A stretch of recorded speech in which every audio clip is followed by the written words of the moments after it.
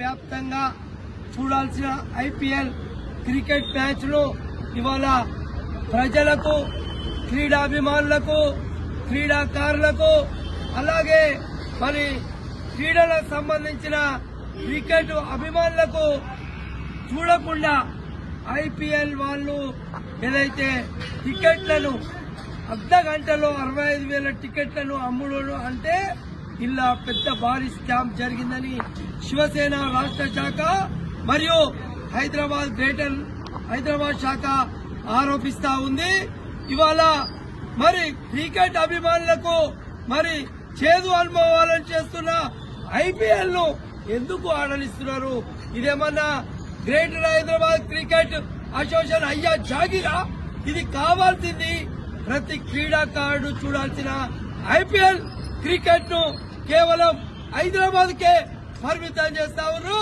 ప్రతి మండల కేంద్రం నుంచి 6 క్రీడాకారులను ఎంపిక చేయాలని మొదటి నుంచి మా డిమాండ్.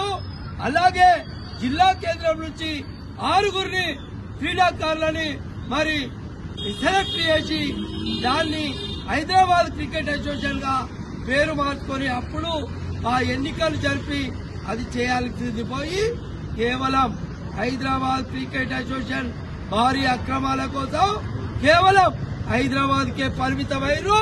ఇది శివసేన ఉద్దవ్ ఠాక్రే పార్టీ ఏదైతే ఉందో మేమంతా కలిసి దాన్ని ఏకగ్రీవంగా మేము బహిష్కరిస్తా ఉన్నాం.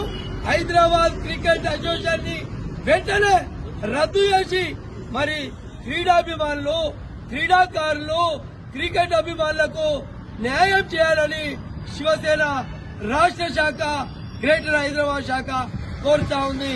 శివసేన శివసేన ఉద్దవ్ ఠాక్రే నాయకత్వం ఐపీఎల్ ను వెంటనే ఐపీఎల్ ను వెంటనే ఐపీఎల్ ను వెంటనే ఐపీఎల్ ను వెంటనే ఐపీఎల్ ను వెంటనే శివసేన శివసేన